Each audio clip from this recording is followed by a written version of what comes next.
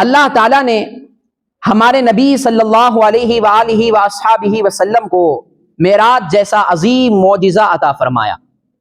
اس معجزے میں آقا علیہ الصلاۃ والسلام نے مسجد حرام سے مسجد اقصیٰ تک کی سیر کی، پھر اس کے بعد آسمانوں کی سیر فرمائی، انبیاء علیہم الصلاۃ والسلام کی امامت فرمائی، پھر اس کے بعد آسمانوں میں آپ نے فرشتوں کی امامت فرمائی، دوزخ کا مشاہدہ کیا، جنت کی سیر کی، یہاں تک کہ جنت کی سب سے بڑی نعمت اللہ کا دیدار کیا آقا علیہ الصلاۃ والسلام۔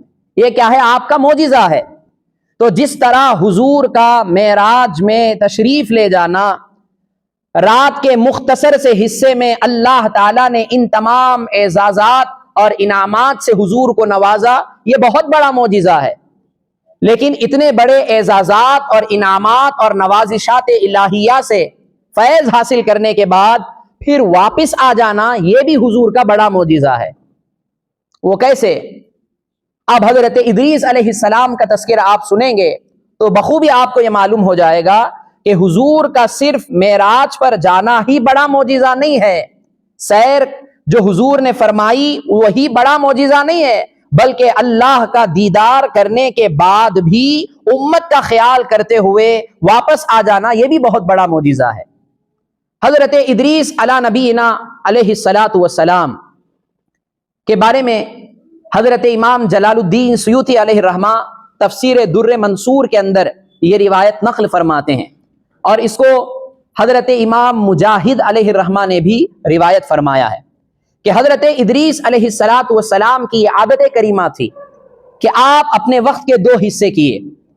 3 دن آپ لوگوں کو خیر کی تعلیم دیتے، اور 4 دن آپ زمین میں سیاحت فرماتے، زمین کی سیر فرماتے، اور اس میں بڑی عبادتیں آپ فرماتے۔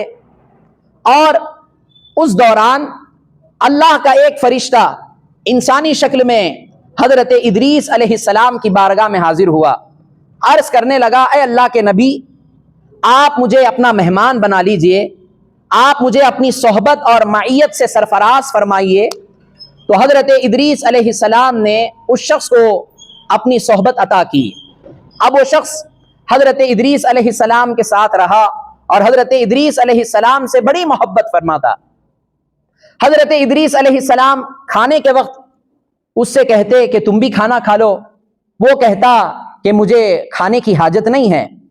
اور جب حضرت ادریس علیہ السلام سفر فرماتے تو آپ کے ساتھ ہوتا، اور جب رات کا وقت ہوتا تو حضرت ادریس علیہ السلام جب قیام اللیل فرماتے، یعنی رات کے وقت عبادت کرتے، عبادت کرنے کے بعد جب تھوڑی دیر آپ آرام کرتے تو اس سے کہتے کہ تم بھی تھوڑی دیر آرام کر لو، وہ کہتا کہ نہیں، مجھے آرام کی بھی حاجت نہیں ہے، میں ایسے ہی اللہ کی عبادت کرتا رہوں گا۔ حضرت ادریس علیہ السلام کو بڑا تعجب ہوا کہ میں نے اتنی زیادہ عبادت کرنے والا آج تک کسی کو دیکھا نہیں ہے۔ حضرت ادریس علیہ السلام کو تعجب ہوا۔ پھر دوسرا دن ہوا، دوسرے دن بھی اسی طرح حضرت ادریس علیہ السلام نے کھانے کے وقت اس کو بلایا تو اس نے کہا کہ مجھے کھانے کی حاجت نہیں ہے۔ پھر اسی طرح رات میں جب آپ عبادت کرنے کے بعد سونے کا وقت آیا تو پھر آپ نے اسے سونے کو کہا تو اس نے کہا کہ مجھے سونے کی حاجت بھی نہیں ہے۔ جب 2 دن گزر گئے تو حضرت ادریس علیہ السلام نے اس سے فرمایا، اب مجھے یہ معلوم ہوا کہ تو انسان نہیں ہے، تو ہی بتا کہ تو کون ہے۔ اور اللہ کی مخلوقات میں صرف ایک مخلوق ایسی ہے جسے نہ کھانے کی حاجت ہے اور نہ ہی سونے کی حاجت ہے، تو کون ہے؟ تو اس نے کہا کہ اے اللہ کے نبی، آپ نے سچ فرمایا، میں اللہ کا فرشتہ ہوں، میں فرشتہ ہوں۔ تو حضرت ادریس علیہ السلام نے فرمایا، کون سے فرشتے ہو؟ تو اس نے کہا کہ میں ملک الموت ہوں، میں ملک الموت ہوں۔ ملک الموت اس فرشتے کو کہتے ہیں جو روح نکالنے پر مقرر ہے۔ حضرت ادریس علیہ السلام نے فرمایا، کیا تم میری روح قبض کرنے کے لیے آئے ہو؟ تو اس نے کہا، نہیں، آپ کی روح قبض کرنے کے لیے نہیں آیا ہوں، بلکہ میں آپ سے بڑی محبت کرتا ہوں، اللہ کی رضا کے لیے میں آپ سے بڑا پیار کرتا ہوں، اس لیے میں آپ کا مہمان بن کر آپ کی صحبت اور آپ کی معیت میں رہنا چاہتا ہوں۔ تو حضرت ادریس علیہ السلام نے فرمایا، کیا تم واقعی مجھ سے محبت کرتے ہو؟ تو اس نے کہا ہاں۔ تو حضرت ادریس علیہ السلام نے فرمایا، اگر تم واقعی مجھ سے محبت کرتے ہو تو میری ایک خواہش پوری کرو، میرا ایک مطالبہ ہے فرشتے نے کہا ضرور، وہ کیا ہے آپ کی خواہش فرمائیے۔ تو حضرت ادریس علیہ السلام نے فرمایا اللہ کا حکم ہے کل نفس ذائقۃ الموت، ہر نفس کو موت کا مزہ چکھنا ہے، اور میری یہ خواہش ہے کہ تم میری روح قبض کرو اور اللہ کا وعدہ پورا ہو جائے گا۔ اب میری یہ خواہش ہے کہ جب تم میری روح قبض کر لو تو واپس مجھے روح لوٹا دو، واپس میرے جسم میں میری روح ڈال دو۔ تو ملک الموت کہنے لگا اے اللہ کے نبی، آپ نے بہت بڑی چیز مانگی ہے، اب میں اللہ سے اجازت لوں گا، اگر اللہ نے اجازت دی تو ضرور آپ کی اس خواہش کو میں پورا کروں۔ تو حضرت ملک الموت نے اللہ رب العزت کی بارگاہ میں اجازت چاہی، اجازت طلب کی، اللہ تعالیٰ نے اجازت مرحمت فرما دی۔ تو آپ حضرت ادریس علیہ السلام کے جسم سے روح نکالی اور دوبارہ حضرت ادریس علیہ السلام کے جسم میں روح کو آپ نے ڈال دیا۔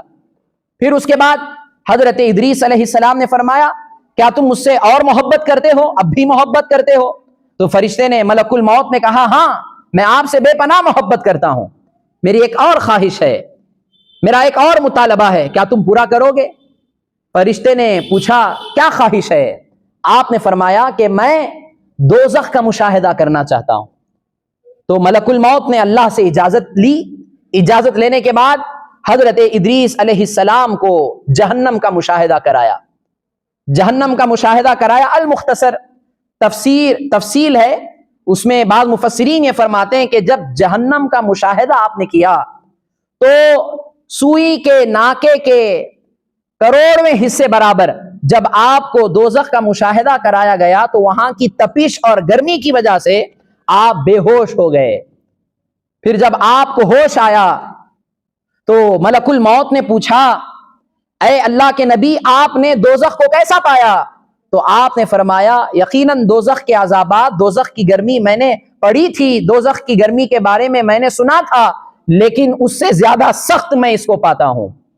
پھر اس کے بعد ادریس علیہ السلام نے ایک اور خواہش کو ظاہر فرمایا، کہا اے ملک الموت میری ایک اور خواہش ہے، کیا تم اسے پوری کر سکتے ہو کہ مجھے جنت کی سیر کراؤ؟ حضرت ملک الموت نے پھر اللہ سے اجازت لی، اللہ نے اجازت دے دی، حضرت ادریس علیہ السلام کو جنت کی سیر کرائی۔ آپ جنت میں گئے، جنت میں جانے کے بعد جنتی نعمتوں کو آپ نے دیکھا، جنتی نعمتوں کا جب آپ نے مشاہدہ کیا اور فرمایا ملک الموت کیا صرف جنت کی سیر کراؤ گے، جنت کی نعمتیں بھی تو کچھ کھلاؤ؟ تو آپ کو جنت کی نعمتیں کھلائی گئی۔ پھر فرشتے نے کہا اے اللہ کے نبی چلیے واپس جائیں گے۔ تو حضرت ادریس علیہ السلام نے کیا فرمایا اے ملک الموت اب میں واپس جانے والا نہیں ہوں، تم جاؤ، میں واپس جانے والا نہیں ہوں۔ اب یہ فرشتہ جو تھا ملک الموت اللہ کی بارگاہ میں عرض کرنے لگا، ادریس علیہ السلام نے فرمایا اے ملک الموت اگر اس بارے میں تم مجھ سے مناظرہ کرنا چاہتے ہو، ڈیبیٹ کرنا چاہتے ہو، چلو میں تیار ہوں۔ تو پھر اس کے بعد اللہ تعالیٰ نے جب اجازت دی ملک الموت کو ڈیبیٹ کرنے کی، مناظرہ کرنے کی، تو حضرت ادریس علیہ السلام نے فرمایا فرشتے سے اللہ کا وعدہ ہے کل نفس ذائقۃ الموت، کہ ہر نفس کو موت کا مزہ چکھنا ہے، میں نے تو موت کا مزہ چکھ لیا ہے۔ اور اللہ کا قرآن میں یہ بھی وعدہ ہے کہ وَإِن مِّنكُمْ إِلَّا وَارِدُهَا كَانَ عَلَىٰ رَبِّكَ حَتْمًا مَّقْضِيًّا، تم میں سے ہر ایک کو دوزخ پر سے گزرنا ہے، یہ تمہارے رب کا حتمی فیصلہ ہے۔ یہ بھی وعدہ پورا ہو گیا۔ اور اللہ ہی کا قرآن میں یہ بھی وعدہ ہے میں جب کوئی جنتی داخل کر دیے جاتے ہیں تو جنتی جنت سے کبھی نکالے نہیں جاتے۔ تو یہ اللہ کا وعدہ ہے کہ جب میں جنت میں داخل ہو چکا ہوں تو اب مجھے جنت سے کیسے نکال سکتے ہو؟ تو اللہ تعالیٰ نے فرشتے سے فرمایا ملک الموت سے کہ اب ادریس علیہ السلام کو جنت ہی میں رہنے دو۔ المختصر اس طرح حضرت ادریس علیہ السلام جنت میں آپ تشریف لے گئے۔ جنت کی نعمتوں کا جب آپ نے مشاہدہ کیا، جنت کی نعمتوں کو جب آپ نے دیکھا، اللہ کی بڑی بڑی نعمتیں ہیں، تو جنت سے کس کا جی چاہتا ہے کہ واپس آئے؟ جب اللہ کا ایک نبی، ایک پیغمبر جنت میں جانے کے بعد جنت کی نعمتوں سے اتنا مسرور ہو گئے آپ کہ پھر آپ واپس آنے کو ترجیح آپ نے نہیں دی، آپ واپس تشریف نہیں لائے۔ یہ آپ کی معراج ہے۔ اس کی معراج ہے ادریس علیہ السلام کی معراج ہے۔ لیکن قربان جائیے ہمارے نبی جناب محمد رسول اللہ صلی اللہ علیہ وسلم کی ذات مبارکہ پر کہ اللہ نے آپ کو بھی معراج کرائی، اللہ تعالیٰ نے آپ کو بھی رات کے مختصر سے حصے میں مسجد حرام سے مسجد اقصیٰ تک، پھر مسجد اقصیٰ میں تمام انبیاء علیہ السلام کی امامت آپ نے فرمائی، پھر آپ نے آسمانوں کی سیر کی، فرشتوں کی امامت فرمائی، پھر اس کے بعد آپ نے دوزخ کا مشاہدہ کیا، پھر جنت کی سیر کی، جنت کی تمام نعمتوں کو آپ نے دیکھا، اور جنت کی سب سے بڑی نعمت اللہ کا بھی دیدار کیا۔ لیکن اس کے باوجود بھی ہمارے آقا علیہ الصلوۃ والسلام اپنی امت کی خاطر آپ واپس تشریف لے آئے، یہ آپ کا یہ بھی بہت بڑا معجزہ ہے۔ وہ ہر عالم کی رحمت ہیں، کسی عالم میں رہ جاتے، وہ ہر عالم کی رحمت ہیں، کسی عالم میں رہ جاتے، یہ ان کی مہربانی ہے کہ یہ عالم پسند آیا۔ تو حضرت ادریس علیہ السلام کی یہ معراج اور حضور کی یہ معراج، یہ بھی بہت بڑی معراج، بہت بڑا معجزہ کہ آپ کا جانا بھی بہت بڑا معجزہ ہے، اور آپ کا واپس تشریف لانا بھی بہت بڑا معجزہ ہے۔